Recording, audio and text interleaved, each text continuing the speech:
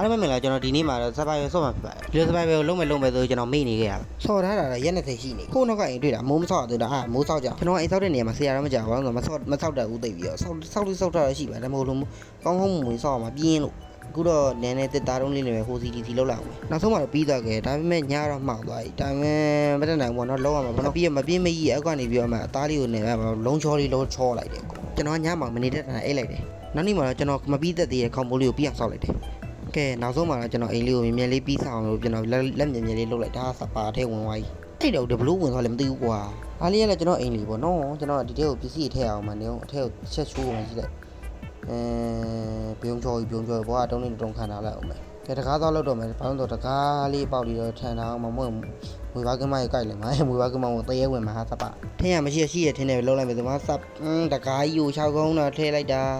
ရောက်တိုင်းတကားမနဲ့လုံးလိုက်ပါမယ်ဆိုပြီးတောက်ကောက်တက်လိုက်တယ်ပြီးတော့ဒီထဲမှာချက်တွေအများကြီးထားမယ်ဆိုရင်ကျွန်တော်ချက်တွေထားမယ့်နေရာခြာတယ်ဒါပေမဲ့တွေးတယ်ကောက်ချမယ်ဆိုကောက်ချလိုက်တယ်ချက်တွေနည်းနည်းတော့အများတယ်နောက်ဆုံးမှာတော့ပြီးဆုံးသွားခဲ့ပါတယ်ကျွန်တော်ချက်လေး6ကပ်ပုံတော့ဒီနားလေးပဲကြီးကြပ်ပြီးဖြားလိုက်မယ်ဆိုရောတလုံးကမားနေတယ်အဲ့တော့လေ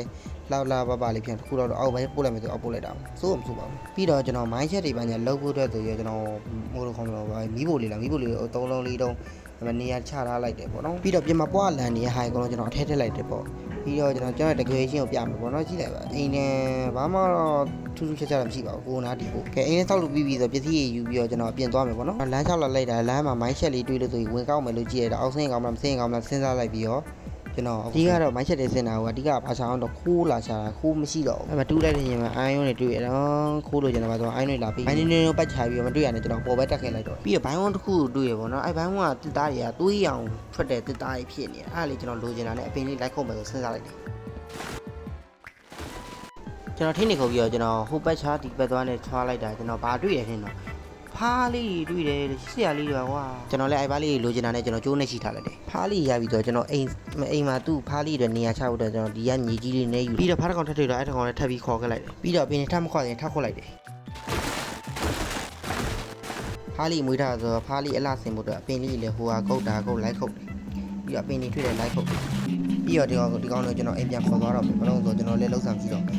အင်ဘိုဒရိုမှာလည်းကြည့်နေကျွန်တော်လည်းအိမ်ပဲပြန်ခေါ်သွားရမယ်ဆိုတော့ခင်းဒီပါညာဖြတ်ပြီးတော့သွားပါတော့မယ်ကဲရောက်ပြီပေါ့နော်ကျွန်တော်ရောက်ပြီဆိုတော့အခုဒီကောင်တွေဒီမှာထားခဲ့မယ်ကျွန်တော်ပါတဲ့ပစ္စည်းကိုလည်းချက်တည်တယ်လိုက်တဲ့ကျွန်တော်အိမ်ကြီးကလည်းရိုးနေတယ်လို့ခံစားလို့နော်ကျွန်တော်ပြီးရင်ကျွန်တော်အဖက်ဘယ်လိုခေါ်အဖက်ကိုမီးချိတ်တာထည့်ပြမယ်နော်ခါချိတ်တာထည့်ဝါမဒါတော့ချိတ်တာထည့်လိုက်တဲ့အဖက်ပေါ့နော်ဒါပေမဲ့နည်းနည်းတော့ဘယ်လိုကျွန်တော်ဖော်သိမနိုင်ဘူးလားမသိဘူးနည်းနည်းလက်တက်တယ်ပါတယ်ဒါလေးဆိုလည်းချိတ်တာလေးရေလေးလည်းလှတယ်ဖားတွေလည်းနေရာလေးတေချာလေးကြီးကြီးလေးလှတယ်တော့ချိတ်တာဟိုလိုချင်တယ်တော့ကျွန်တော် CP မှာလာတော့ပေါ့နော်ဒါကတော့ကျွန်တော်ရဲ့ survival လေးဖြစ်ပါတယ်ဒါကတော့ episode 1မှာနောက်ထပ် episode 2ကိုနောက်ထပ်တိတ်မကြခင်ကျွန်တော်တင်ပြပါမယ်နော်အားလုံးကျေးဇူးများကြီးတင်ပါတယ် bye bye